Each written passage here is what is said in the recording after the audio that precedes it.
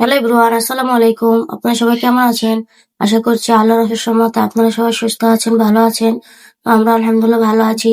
কিন্তু আমার মেয়েটা একটু অসুস্থ, তাই তাকে নিয়ে আজকে আমি একটু ডাক্তারের কাছে যাচ্ছি। তো এখানে যাওয়ার সময় দেখুন রাস্তায় কি অবস্থা। ঢাকা শহরের রাস্তায় আসলে যাওয়া আসা অনেক মুশকিল।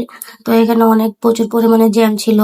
তাও এগুলো কাটিয়ে কোনো রকম করে আমরা চলে গিয়েছিলাম। তো একটু লেট হয়ে গিয়েছিল যেতে যেতে।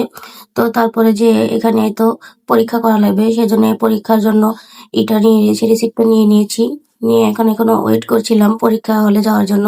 তো এখানে পরীক্ষা রুমে যাব, সেজন্য এখানে বসে আমার মেয়ে বোরিং ফিল করছিল, তাই তাকে একটু ভিডিও করে দিচ্ছিলাম। তো এখানে তো পরীক্ষা করে তারপর আমরা চলে এসেছি। চলে আসার পরে আবার আমার মায়ের বাড়িতে কিছু দাওয়াত ছিল। তো সেখানে আবার আমরা দুপুরে খাওয়া দাওয়া করব। তো এখানে আমার মা এই যে সবগুলি বেড়ে নিচ্ছে। তো এখানে ছিল পোলাও, তারপরে তো মাছ ভাজা, ডিম, তারপরে মুরগির মাংস, গরুর মাংস। তো এগুলাই ছিল। তো আমার মা এখানে সবার জন্য বেড়ে নিচ্ছে। তো আমরা সবগুলো খাবার মজা করে খেয়ে নিয়েছিলাম। আর এভাবে জার্নি করে এসে আসলে খেতে ভালো লাগে না।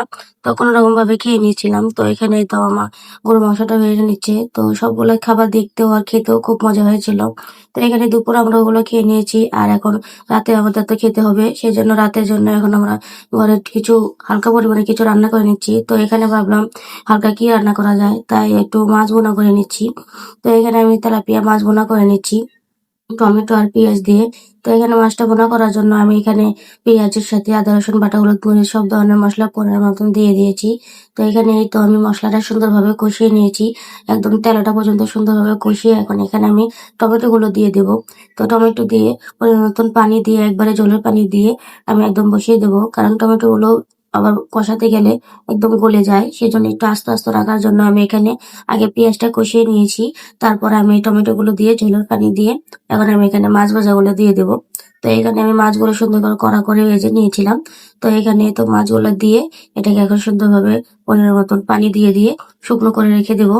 তো এখানে শুধু একবেলা খাবো, সেজন্য আমি শুকনো শুকনো করে রান্না করে নিচ্ছি। তো মাছ ভুনাটা খেতেও খুব ভালো হয়েছিল। আর আমি ভাত রান্না করে নিয়েছি। তো এখানে এই তো মাছ ভুনাটাও করা হয়ে গিয়েছে। তো কেমন হয়েছে আজকে ভিডিওটা অবশ্যই কমেন্ট করে বলবেন।